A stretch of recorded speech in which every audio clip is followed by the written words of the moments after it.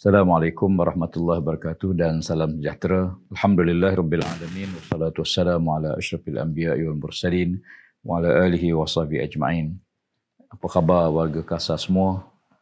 Selamat menyambut Hari Aidilfitri walaupun dalam tempoh beberapa waktu ini kita terpaksa mengharungi sambutan Aidilfitri dalam norma baru yang tak pernah kita fikir sebelum ini. Apapun kepada kita, yang penting ialah matlamat daripada apa yang disebut oleh Allah Subhanahu Wa Taala.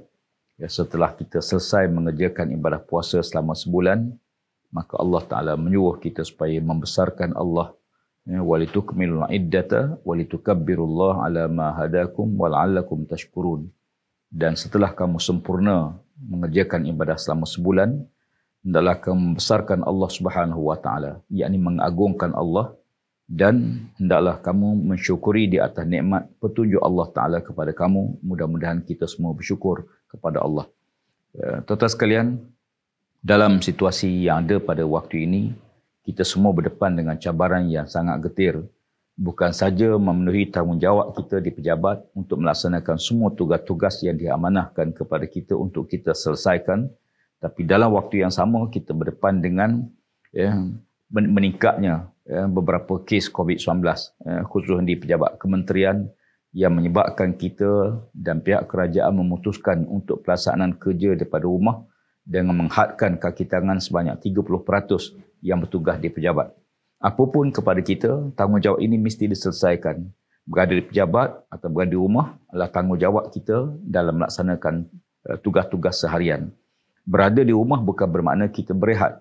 Berada di rumah ialah kita kena tentukan waktu kita bekerja, sebanyak 8 jam yang sepatut kita ada pejabat, dapat kita fokus kepada gerak kerja kita. Mungkin mesyuarat boleh kita adakan secara online, perbincangan melalui online dan sebagainya. Banyak perkara yang kita boleh laksanakan. Apapun yang penting kepada kita, benar-benar tanggungjawab itu diletakkan di atas bahu kita.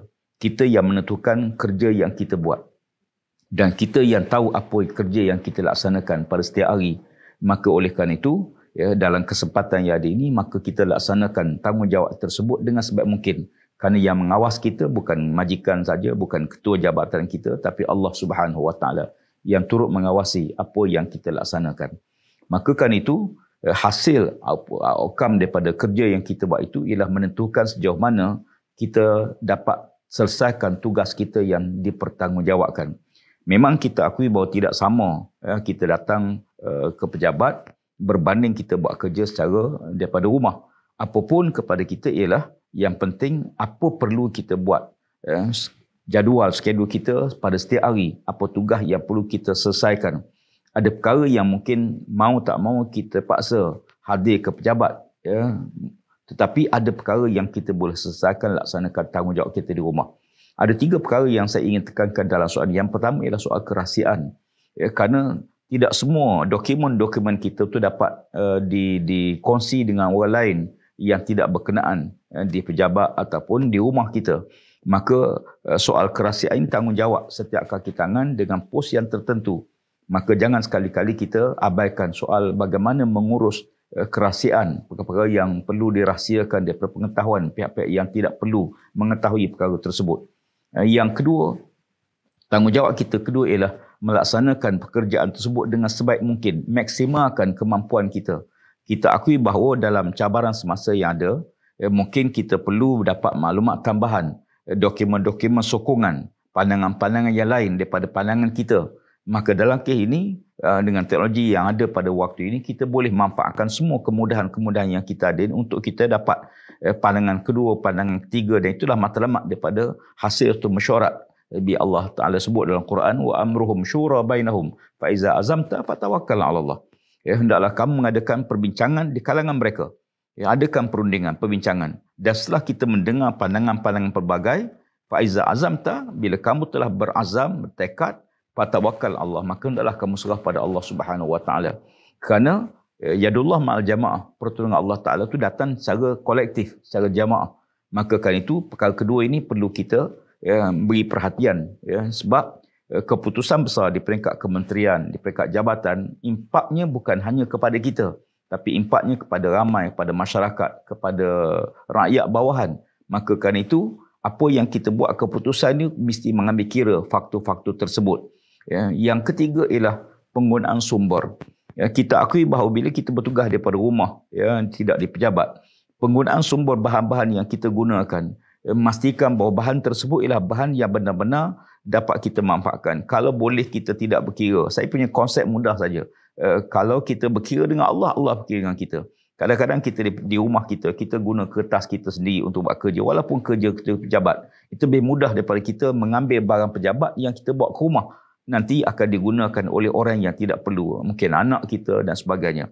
Lebih mudah pada kita gunakan harta kita untuk kegunaan, untuk urusan pejabat. Itu lebih mudah urusan kita nanti di hari akhirat.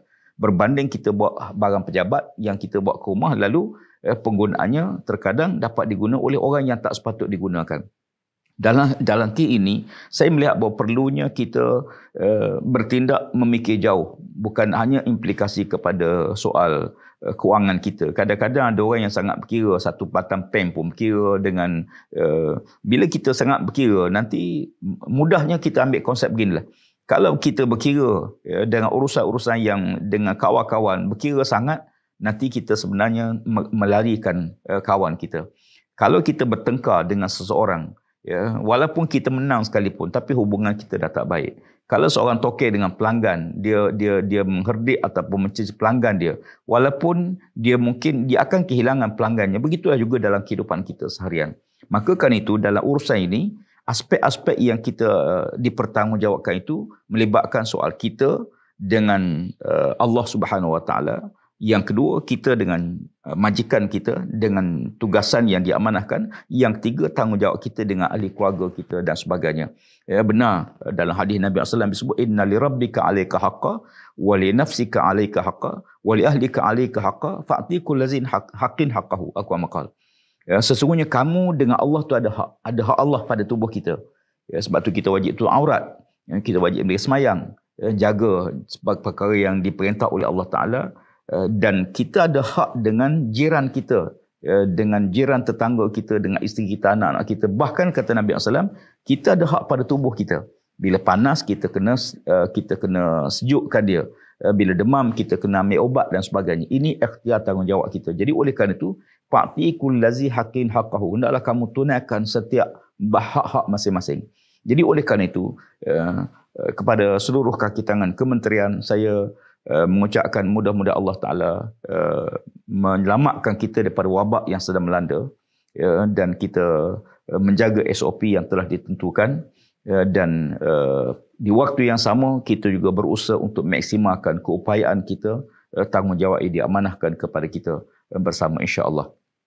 Kepada semua, saya sekali lagi mengucapkan selamat Hari Raya, maaf zahir batin, salah silap dalam berurusan setiap hari. Mudah-mudahan apa yang baik Allah Ta'ala dorong kita kepada kebaikan, apa yang tak baik Allah Ta'ala elakkan kita daripada perkara tersebut. Di waktu yang sama saya ingin menyeru, oleh kerana dalam situasi kita ini masih ada lagi insan yang lebih teruk daripada kita menderita. Sahabat-sahabat kita di Palestin khususnya sedang diancam oleh Israel Zionis dan sebagainya. Maka marilah sama-sama kita menyumbang sedikit sumbangan kita, ya, paling tidak dua perkara. Pertama, sumbangan kewangan. Yang kedua, doa kita, ya, agar Allah Ta'ala, ya, menyelamatkan sahabat-sahabat kita di Palestin khususnya dan di dunia seluruhnya, sama ada wabak daripada wabak COVID-19 ataupun petaka-petaka yang lain.